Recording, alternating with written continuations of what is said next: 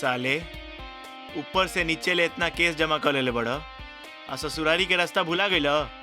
चलो जेल। रोक साला रोक। भैया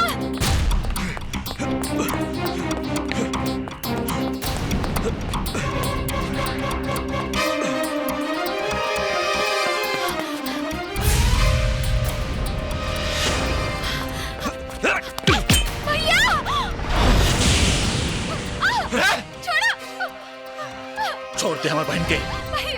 हम कहता नहीं छोड़ दे हमारे बहन के। छोड़ देम तो ते हमरा के मार ना दे बे। अरे साला छोड़।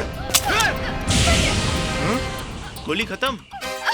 एक गो गोली रहे, बाकी के गोली का भेल रे? कहीं मिनिस्टर के तेई ना मर लिए। भैया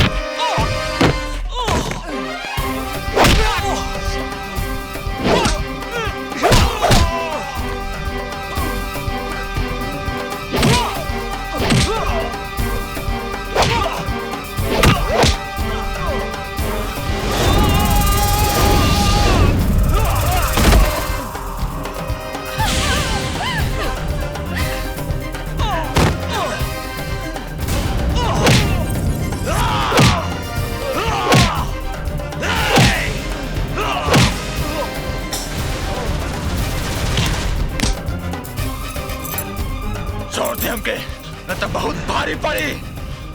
हमको तो नहीं छोड़ दे हमरा के, नहीं बहुत भारी पड़ी। भैया भैया हे, तो बंदूक उठा के दो।